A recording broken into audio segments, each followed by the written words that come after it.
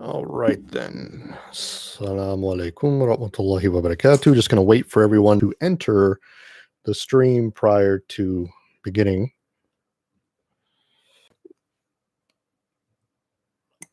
That has been hot. Let's see if I can move this down just slightly because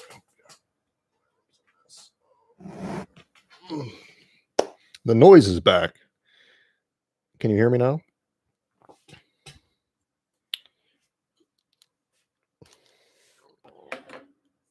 Okay, all good now. The mic is very scary. I know. Sorry. So, we're just going to wait for some people to enter the chat prior to getting into the reason for the stream. And also, I have some very quick updates prior to the main content. So, good, loud and clear. Loud and clear. Wa alaikum salam wa rahmatullahi wa barakatuh. All right, so let's see who enters the stream. We'll give it maybe a minute more or so. I know it's a little late. Well, at least it's late in my area. It's currently, what time is it? It's almost 9:00 p.m. So, but I decided to do a stream at night because it's usually most quiet during this time.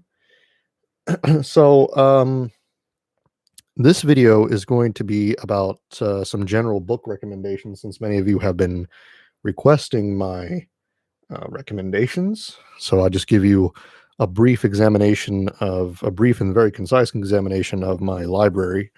Only a couple of books here that I have on hand, and maybe we'll do some more at a later point. But as of right now, I think this will suffice for at least an hour-long podcast or more. We'll see. Oh, goodness me, it's too early in the UK. I do apologize. But I generally only get on podcast in the evening. So afternoons are pretty rare for me since I'm working most of the time. But other than that, oh, no, I did not. I was working at the time. I do apologize. I was not able to see that podcast. So I don't want to waffle. So quick updates. Videos are still coming, obviously. They're doing very well. I've noticed, however, that because of the quality of the content that I'm producing and the fact that I'm producing it by myself, I'm going to try to find ways in which to not necessarily shorten the content, but make the content maybe spread it out a little bit further so I don't have to pack everything into one session because lesson one is huge. Hopefully the subsequent lessons for the first course of the Andalusian project will go a lot more smoothly, but right now I'm noticing that the production value, because I set such a high standard, it's taking me a lot more time than I wanted it to. But this new microphone hopefully is going to help in terms of audio production. So look forward to that, inshallah. Also, I've recently purchased, with your assistance, a new desk to be utilized for a very different perspective here. I'm a little bit bored with this background, and it's a very messy background, and it's just, that background back there is for my response videos and general higher production quality videos. So, but this whole background, my office background, is not exactly enticing or very professional looking. So I've ordered another desk to be utilized here. Excuse me. And what's going to essentially occur is that I'm going to switch this perspective around so that you actually see the desk that I'm working at and, my window and my library. And that's just a much nicer perspective, right? So for future content, for future podcast. So expect that change very soon, inshallah. Wa alaikum assalam wa rahmatullah. So let's get into it, I guess, because that's all I really have to update. And let's start with, I don't know, how about books on information literacy? Shall we do that first? Right? Just give you some book recommendations. Okay, so the first one I want to recommend is called Know It All Society, Truth and Arrogance in Political Culture by Michael Patrick Lynch. Okay. And this book right here, you can get this on Amazon. And I will put links in the info box whenever this is uploaded, or published, right? So Know-It-All Society, it's very interesting. It primarily talks about the American situation, the American circumstance when it comes to understanding ourselves and our place in knowledge, our place in society with regards to our opinions and what is considered fact and fiction.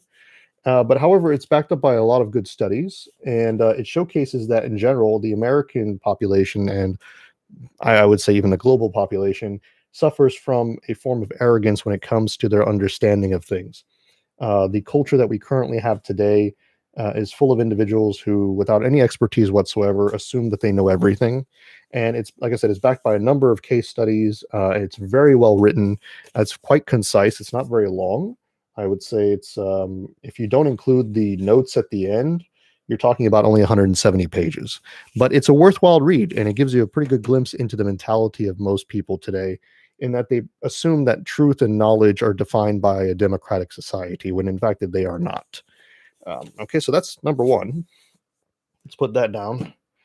All right, wa alaikum salam wa rahmatullah. Thank you. Let's see here. Let's see, what's another one? Where is it? Okay. This one's very interesting. It's called Post-Truth by Mcintyre. This is an interesting book because it talks about the same phenomenon with today's culture in terms of, it mostly focuses on fake news.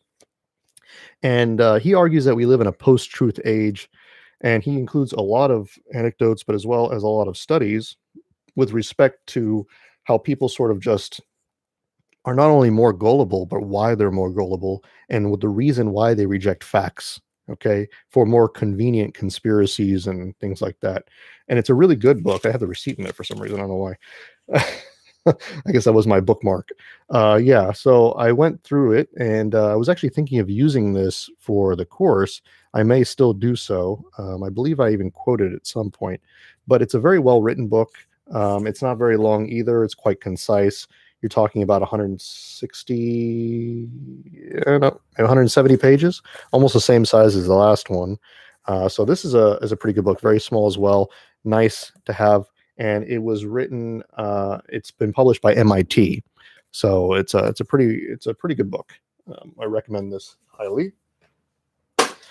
Oh, by the way, some of the books that I show you are not necessarily, the authors aren't necessarily like pro-Islam or anything like that, but a lot of the information they provide therein is pretty good. Okay, so another one that I think is really good, and this was a finalist for the Pulitzer Prize, written by Nicholas Carr. And I really like this book a lot because it goes into more of the scientific studies regarding what technology is doing to our brains from a neurological standpoint. Okay, and this book is called What the Internet is Doing to Our Brains. Well, actually, it's called The Shallows, What the Internet is Doing to Our Brains. And it's got a number of awards, and it's a really good book in terms of it basically it shows us like what's the difference between reading a book, a physical copy, and reading it on a screen. And in actuality, there are a number of studies that showcase that our focus and our comprehension actually suffers as a result of reading things online versus reading them in a book, the same content. So it's a really fascinating read. I truly recommend this, especially for those of you who want to take a more technological, more scientific approach towards, or neurological approach towards understanding why people don't digest information that well online. This is a very good book, The Shallows. Okay, so truly recommend this for everyone. All right, everyone's still here. I don't see anyone typing, so. All right, then. So, and the next one, I think, for information literacy that I would recommend is one that I think you've heard me talk about quite a bit, actually. It's called The Death of Expertise, The Campaign Against Established Knowledge and Why It Matters, written by Tom Nichols, somebody who I respect as well in terms of their knowledge on the subject matter. And he goes over the cultural phenomena, and it's very similar to the Know-It-All Society, but he goes over the cultural phenomena of rejecting expertise, a global phenomena of this. He goes over a number of studies and anecdotes as well. It's also not a very big book. It's almost roughly 230 pages, more than that, yeah, 240 pages. But it's very good. Talks about the lack of intellectualism in contemporary society, and why people reject expertise, and why people think themselves to be experts. and it gives you a better understanding into the mentality of a lot of the culture that we have today. And I think this is probably the best book in explaining, especially how young Muslims are approaching Islam and how they think of themselves. Because as you can tell, we have a lot of young Muslims online who think they know more than scholars, both from the liberal and the conservative camp, and that's causing a great deal of problems in our society. So essentially, it's a book that goes over the Dunning-Kruger effect. Okay, so I think this is a very good book, right? All right, then. So that was information literacy. Amazing, right? Let's take a quick break here. Let's take a quick break. How do I remember the information I read? Well, first off, you have to be interested in what you're reading. And secondly, if I have to reread something, I will. And I take my time reading books. I don't like to rush through things unless I'm doing unless I just need to be reminded of, something, or if I'm doing like a really quick research paper and I already know what I'm looking for. But generally, I like to take my time with books. So writing notes is good. Some people do better writing notes. Okay, so let's take a quick break from the dry stuff, right? The dry things that we don't like to read, right? And let's go look at fiction. And I only got like one fiction book here, but I really enjoy this book a lot. And this book is very personal for me because my philosophy professor, when I graduated from my undergraduate studies, he gave this to me as a gift. Okay, we were actually quite close, and he considered me to be one of his best students. And maybe not academically, but he considered me to be one of the brighter students. I was not around as much as I wanted to be in school because I had to work full time. But he gave this to me because he believed that I would benefit from this tremendously and that it would touch my soul, as he described it. And he knew that I was always interested in like existentialism and stuff, and we didn't really learn that much about existentialism during our undergraduate years.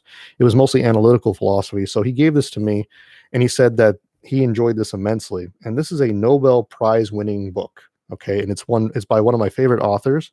And since reading this, I've tried to read some of his other works as well. And his name is Kazuo Ishiguro. Yes, he's Japanese, but he writes in fictions about European society. And the book is called Remains of the Day. And I kid you not, and I'm not trying to be less manly here or anything like that. Aside from the Quran, this is the only book that ever made me cry. And I'm not going to ruin it for you, but the book is about the existential angst of a butler who has lived his entire life as a butler, who followed in his father's footsteps, and it discusses his understanding of love and death in life. And it's such an intimate, and what I mean by intimate is such a personal journey of this man. You almost feel like you're in his shoes, that when he cries, you feel the need to do so as well. It is that wonderfully written, and I recommend this for anyone. I believe there is a movie, but I suggest reading the book. Okay, the movie did not touch me as much as the book, and he is a phenomenal writer, amazing writer. Okay, so that's what I would say. Amazing book, and if you enjoy this, then you can read some of his other works as well. Okay, but it's also profound. It's also profound in the sense that it forces you to think about a lot of things in life. So, yeah, yep. Let's put that down. Okay, so. All right, then. Let's see if we got some. Now we got some more dry stuff, right? Philosophy. Yeah, philosophy. God, I got a lot of those books here. Okay. I got some religion ones too. We'll get to those at the end. Yeah, we'll get to those at the end. All right. Okay. Here we go. You guys have been hearing about me talk about analytical philosophy from time to time. I also have books on other types of philosophy, like continental philosophy and stuff, but we're going to avoid those for right now. But I think the best concise guide to the history of analytical philosophy, if you really want to understand the background of it and kind of where I got my, I think it summarizes my thoughts about the history as well. I'm in general agreement with the way that this has been presented. But written by Stephen Schwartz, okay, philosopher Stephen Schwartz. It's very simple title, A Brief History of Analytical Philosophy from Russell to Rawls. Very good. Discusses the very beginning of analytical philosophy, even the logical positivist. It talks about the war between the pragmatist and the logical positivist. It also talks about Wittgenstein and all these other people. It's a very fascinating read. It's got a lot of good illustrations and anecdotes, and I think that you would really enjoy this. Okay. I got this one from Singapore, so I don't know if the one that you find online will be from the same publisher or have the same, cover, but this is generally a very good read. And it's very well written and it's good for the layman. So I suggest this book right here. Okay.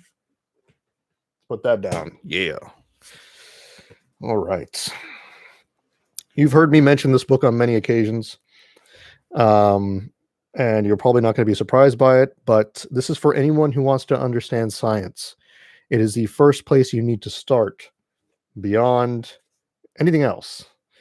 And this is considered to me to be the Bible of philosophy of science. Okay. I use the term Bible loosely, but what I mean by that is that if I were to take a couple of books, if I can only take a few books with me to a deserted island, this would be one of them. And this book is written by Thomas Kuhn. Now, this is a third edition. I do have the fourth edition somewhere. I can't find it. And he did write a postscript as well, which is published after his death. But this is The Structure of Scientific Revolutions. Probably one of the driest books you'll ever read in your life, but it opens your mind. It opens your mind, not just about science, but about the world.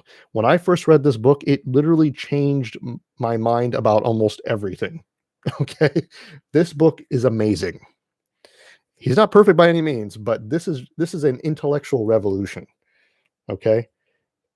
And I will tell you, anyone who reads this book, who's never heard of it, not even understands the material, has never seen the material before, it will change your mind. It will shift your perspective.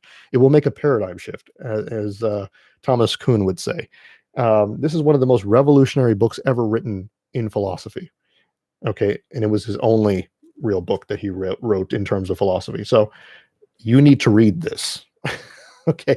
And I promise you will end up agreeing with the vast majority of it. It's an excellent primer on how science is conducted and how it changes. He goes over a number of historical examples. It's very realistic in its approach. It's an amazing read. Okay. And I often read this more than once. So just for its insights and when I need to be reminded of certain things. Amazing book, really influenced the way that I think. And the reality is that here's the irony of this. I didn't start reading this book until my master's degree in Malaysia. And it was a Muslim professor who gave this to me, who made this one of our textbooks. Okay. So that's the other irony. It's funny when people say, well, Muslims are against philosophy and thinking and things like, no, this is during my graduate education that I read this. Okay. So, amazing book. Please read this. Okie day. Let's see. I believe that's the second edition that you showed me, and I have the third edition there, but I think there's a fourth edition. So I have read Edward Fesser's book. Yes, it's a good primer as well, but I don't have it on me. So, oh gosh, what else do we have here to read? A lot of philosophy books. Okay. This is a more recent title by Ziauddin Sarder, another Muslim philosopher. It's called Post-Normal Times, and he has a theory about the time period that we're in, the types of thinking that we have. Basically, he argues that we're in a transitionary phase in human history, and that he tries to explain why people's understanding of truth and knowledge and things like this have sort of like become weird. That's the best way to go, the best way to explain it. And it's a very lovely book. I haven't read all of it yet. There's a number of articles in here, but he discusses this post-normal phase of life and how to sort of navigate it. And I'm getting a lot of great insights from it. So I might discuss this in more detail when I'm done with it. But in the meantime, I recommend this book. It's very insightful and very interesting. And it's from one of the only Muslim philosophers in existence today. So that's another reason you probably want to pick it up. Yeah, lovely book. Wa alaikum salam. All right. So, okay, let's go into something else here. I got two more philosophy books and we'll be done. Something I've been reading recently as well, The Existentialist Survival Guide. not the best primer on existentialism that I've read. I think I recommended a book before, and I don't have it on me because I think I let somebody borrow it and they never gave it back, which is why I don't let people borrow my books very often. And I'm going to purchase it again, so I'll discuss that book at a later point. But I think this is good so far. It's more historical than anything, but interesting take on existentialism. Discusses the existentialist thinkers, what they were thinking, why they were thinking them, and how it ties into their biographies on a very very deep level. So she goes over the views of Kierkegaard and others, and it is recommended. And for those of you who don't know what existentialism is, it discusses human experience with things like death and freedom and authenticity and things like that. And the author also gives a really interesting personal biography about how existentialism sort of saved them from themselves, and how they were like a drug addict and things like this, and how reading existential philosophy kind of got them out of that. So it has somewhat of a religious overtone, though it's not a religious book by any means. And I don't think he subscribes to existentialism in a religious sense, but it gives a sense of like personal journey through philosophy. And I think it's an interesting book. I think it's worth reading. So if you want to get kind of a taste of existentialism. Okay, it's not as deep as the ones that I used to read, but The Authentic Self and all that stuff. But I think it's a good book. All right, then. Let's go over something else here.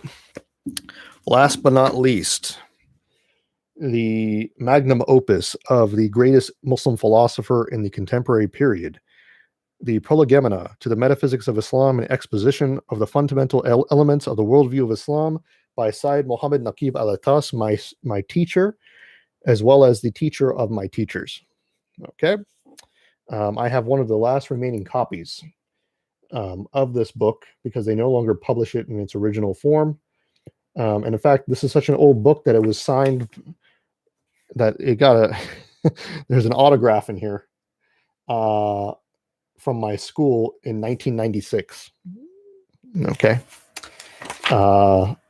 It was gifted to somebody else, and I actually got this copy later on. Okay, so that's how old this particular copy is.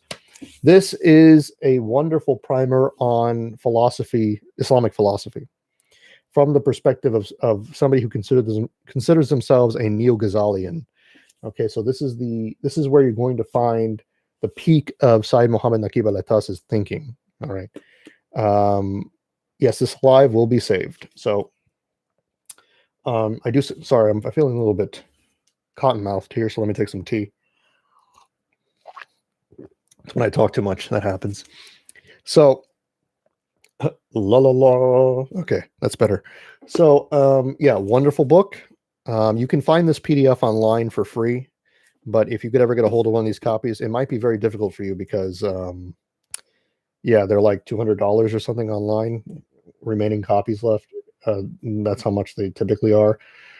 So it's called the Prolegomena to the Metaphysics of Islam, an exposition of the fundamental elements of the worldview of Islam. And it's a wonderful read. It goes over the concept of adab and what metaphysics is, and how modern philosophy is different from Islamic philosophy, et cetera, et cetera. It talks about Islamic ethics, talks about the essence of Allah subhanahu wa ta'ala, his attributes, et cetera, from a philosophical lens or an Islamic philosophical lens. To be frank with you, not all of Sayyid Muhammad Naqib al-Atas's thinking is my own. I've diverged from his modes of thought in some areas. However, this is a very beneficial book regardless, and it shows you the depth and richness of our tradition when it comes to philosophy and rational thinking. So, highly recommended. This is a magnum opus. It's not respected enough. Okay? Here we go. Next. This is not really a philosophy book per se, but I've kind of included in it because I enjoyed his take on things. So when the new atheists were still a thing, right, this really quirky sort of Marxist thinker by the name of Terry Eagleton came out against Dawkins and Harris. And I didn't think much of it at the time, but when I read it, it was actually probably one of the most brilliant books I've ever read. Now, he defends Christianity primarily through this book, but his style and his tone influenced me tremendously. Not necessarily his arguments, though they were pretty good, but his style and tone, the way he kind of makes little jabs and stuff like that, amazing. If you read this, you'll get more intelligent. So Terry Eagleton, Reason, Faith, and Revolutions, Reflections on the God Debate. This is a really fun book to read. In fact, it's actually quite humorous. I enjoyed this tremendously, and sometimes I read over it again just to get a laugh. But he really takes down Dawkins and Harris like they're nobody. They are nobodies, but like it's hilarious. And this was at the height of the debate. And unfortunately, not many people picked up on it because he kind of wrote it a little later than some of the other people who refuted them. And he wasn't as well known, I guess, in terms of the debate. But I think that his book did the best job of sort of like pulling the rug from under them. So yeah. So yeah, I really think this is a good one to have as well. Okay, if you can still find it, I'm sure it's online. I will try to post a link. Okay, so yeah. All right, so what's next here? I got a lot of books lying around. Let's see what's on this table over here. All right then, yeah. Okay, so religious books. Yeah. Just so the Salafis, I don't like calling them Salafis, but just so the really super conservative people don't claim that I'm a heretic, I have to do this, right? Just kidding. No, this is just for your own benefit. But yeah, maybe this will save me too from getting criticized too much, right? Reading, it's haram. Right. Okay. So anyways, let's look through some of these, and I think these will be really good for you. It was a joke. I don't consider those people Salafis.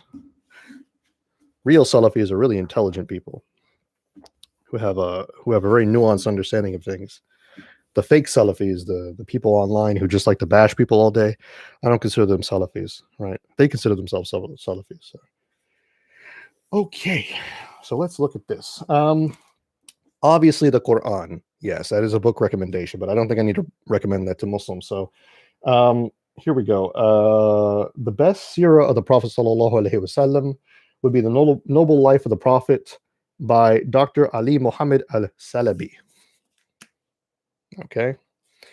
For me, this was the best. It's a 3 parts one. I only took volume 1 here, but this is the best one because he goes into the most detail out of everyone. Now, I like academic reading, so I don't mind all those details.